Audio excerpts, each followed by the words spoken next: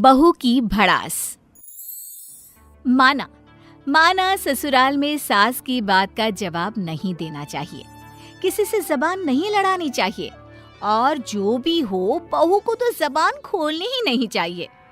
हाँ, अब ये दिन देखना बाकी रह गया था। अरे ये लड़की तो किसी काम की नहीं है, खीर बनाने बोला तो सेवई बना कर ले आई है। इसकी माँ को फोन करके पूछ, कहीं बहरी लड़की तो पल्ले नहीं बांधी ना। समीक्षा को सास पर गुस्सा आ जाता है और वो सोच लेती है कि वो अब सास को जवाब देकर ही रहेगी, लेकिन जैसे ही मुंह खोलने वाली होती है कि फोन आ जाता है। और फोन का रिंगटोन क्या होता है? माँ का फोन आया, माँ का फोन आया। अब हाँ माँ, कैसी हो? नहीं माँ, किसी से कोई बात नहीं हुई, सब ठीक है। अच्छा माँ, रखती हूँ, नमस्ते। अरे कैसे बात कर रही थी झूठी कहेगी, किसी से कैसे कोई बात नहीं हुई। ला फोन दे, मैं बताती हूँ तेरी माँ को कि गूंगी की बहरी लड़की झड़ दी हमारे माथे पर। बड़बड़ करके सास दिन के खर्राटों में लग जाती है, लेकिन समीक्षा वो वहीं खड़ी है ड्राइंग रूम में। बहू को गुस्से में लाल देखकर टीवी बोल पड़ता है। अरे क्या हो गया बिटिया, क्यों परेशान हो? बहू टीवी के मुंह से बिटिया सुनकर और जोर जोर से रोने लगती है। बिटिया कितना प्यारा लग रहा है ये नाम, अरसा हो गया बिटिया नहीं सुना किसी के मुंह से इस घर में। मैं तो तेरे मायके से आई हूँ, मेरे लिए तो तू बेटी ही है, लेकिन तू सास के इतने ताने क्यों सुनती है? करारा जवाब दिया करना। कैसे तो करारा जवाब? माँ ने क्या सिखाया है कि सास के सामने बोलना मत, तो बताओ कैसे बोलूं? 8 बजे आता है एकता कपूर का सीरियल, वो क्या नाम था, जली कटी बहू सास। उसमें वो देखो राधा कैसे सास को सुनाती है। हाँ, मैं भी बोल दूंगी अब कि भाई माँ को कुछ बोला ना तो जीभ खींचकर गले में लपेट दूंगी और टाई बना दूंगी, और तो और मैं तो उसके दांत तोड़कर हाथ में दे दूंगी। टीवी बहू की बात सुनकर हंसने लगता है कि तभी सास की आवाज आ जाती है। बहू, अरे बहू, कहाँ हो, मर गई क्या? अरे कहाँ से ले आया है ये चंपट लड़की, ना बोलने में ठीक ना देखने में। एक हम थे अपने जमाने में, अरे सास के दिमाग में क्या चल रहा था वो भी समझ जाते थे। अरे मेरी तरह बनने की कोशिश तो कर, कल मुही। हे भगवान, माँ जी उठ गई, अब मैं कैसे पता करूं कि ये कैसी थी? तभी मरे ससुर की फोटो बोल पड़ती है। 1 नंबर की चुड़ैल थी, बाल खोल कर निकल जाए तो गली के 4 बुड्ढों को हार्ट अटैक आ जाता था। ये तो बोल रही है कि सास के मन की बात पढ़ लेती थी, वो ये कैसे करती थी? वो कैसे करती थी? अरे मेरी माँ मेरे स्वर्गवासी पिता के पास जाना चाहती थी, इस औरत के खड्डूस व्यवहार से वो जल्दी चल बसी थी।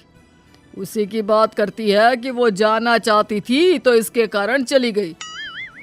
अरे ससुर जी चुप हो जाइए, आप तो निकल लिए हैं, यहाँ बची तो मैं हूँ। अरे वो आ रही है। अरे क्या है ये, बहरी गूंगी तो पहले ही थी, अब क्या पागलिया भी हो गई है? किससे बात कर रही है? कौन है वहाँ दीवार पर? माँ, वो पिताजी बोल रहे थे कि आप। क्या? कौन बोल रहा था? अरे मेरी सुन, अब ना तू बिल्कुल पागल हो चुकी है, समझी? जा यहाँ से किचन में चाय बना कर ला, पागल कहीं की। बहू फिर गुस्से से किचन में चली जाती है और वो रो रही होती है कि प्याली बोल पड़ती है। अरे ओए मैडम। बहू देखती है कि कौन बोल रहा है कि प्याली फिर बोल पड़ती है। अरे मैडम, मैं चाय की प्याली। अरे चाय की प्याली को भरना है तो चाय से भरो ना, क्यों ये आंसू गिरा गिरा कर हाल बुरा कर रही हो? बोल ले, तू भी बोल ले। अरे इस घर की प्याली तक ताना देती है। माँ, तूने मुझे जवाब देना क्यों नहीं सिखाया? अरे पागलिया, चाय बन गई क्या? सुनो, पहले ये आंसू खाली कर देना, फिर चाय डालना। पता चला चीनी की जगह नमक वाली चाय पिला दी सास को। बहू जल्दी से सास को प्याली धोकर चाय दे आती है। सास का अत्याचार बढ़ता ही जा रहा था। वहीं बहू भी अपनी माँ के सिखाए संस्कारों के सामने कुछ नहीं कहती, लेकिन अंदर ही अंदर घुटती रहती है। क्या बात है यार, कहाँ तो शादी हुई थी तो तुम डायमंड जैसी चमकती थी, अब तो बिल्कुल फीकी फीकी सी लगने लगी हो। अरे वो डायमंड नहीं, अमेरिकन डायमंड था, जिसकी झूठी चमक दिखाई थी तेरे झूठे सास ससुर ने। एक बार फिर माता पिता की बुराई सुनकर बहू अपने हाथ की मुट्ठी को जोर से भींचती है। वो सोच लेती है कि इस बार सास के मुंह से एक भी शब्द और निकला तो घुमाकर मुक्का उसके मुंह पर दे मारेगी। तभी अरे क्या घूर रही है हाँ? मुट्ठी तो ऐसे बना रखी है जैसे मन में सोच रही हो कि घुमाकर मुक्का मेरे मुंह पर मारोगी। नहीं नहीं माँ जी, मैं ऐसा क्यों सोचने लगी? आप तो मेरी माँ जैसी है, माँ को भी कोई मारता है क्या? अरे बस बस, जो बोलना है बोल, लेकिन तेरी माँ जैसी तो बोलना ही मत। हाँ, अरे इतनी बड़ी बॉडम नहीं हूँ मैं, देखा है तेरी माँ को। अरे गाय भी उसके आगे चालू लगती है, इतना सीधा भी क्या बनना जिंदगी में। सास बड़बड़ करके वहां से चली जाती है। बहू मन ही मन सिसकियां भर रही होती है कि सामने की खिड़की बोल पड़ती है। कूद जा। अरे मैं कहती हूँ कूद जा मेरे ऊपर से और भाग जा कहीं। कहाँ जाऊंगी मैं? अरे कहीं तो जाओगी ना, जहाँ मन ही मन में घुट न जाओ। अरे तुमसे तो अच्छे हम निर्जीव चीज हैं, कम से कम कुछ भी हो चूं चूं की आवाज तो निकाल लेते हैं ना। बहू को भी लगता है कि हाँ, उससे तो अच्छे वो लोग हैं जो कम से कम बोल तो सकते हैं। वो खिड़की की बात का जवाब दे रही थी कि वहां उसका पति और सास आ जाते हैं। अरे किससे बात कर रही हो तुम?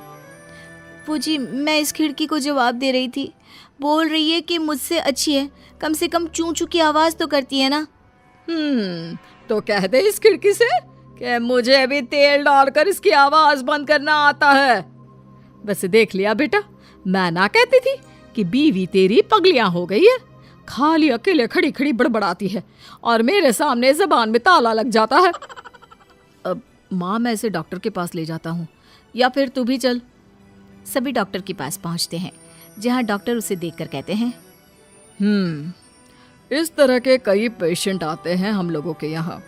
दरअसल ये बीमारी उन लोगों को होती है जो अपनी बात सामने वाले को बोल नहीं पाते, वो सिर्फ मन में ही बात रख लेते हैं। वैसे बेटा तुम किससे डरी हो? बहू सास की तरफ देखती है। अच्छा तो ये बात है, बहन जी ताना देती होंगी आप इसे, क्यों? लेकिन बहू अपनी बात रखा करो। अरे सास बहू के रिश्ते की खूबसूरती है उनकी खटर पटर। क्यों पंखे महाराज, ठीक बोल रहा हूं ना मैं? डॉक्टर पंखे की तरफ देखकर वैसे ही बात करता है जैसे बहू टीवी और घर के दूसरे सामान की ओर देखकर। माँ, लगता है ये भी किसी से दबे हैं और उसके आगे अपनी भड़ास नहीं निकाल पाते होंगे। हाँ वो तो ठीक है बेटा, लेकिन कौन? तभी डॉक्टर की बीवी आ जाती है। हाँ जी चलो उठो, अब चलो किचन में बर्तन धोने हैं। ये बोलकर डॉक्टर की बीवी चली जाती है, लेकिन डॉक्टर वो तो पंखे से ही बात करते रह जाते हैं।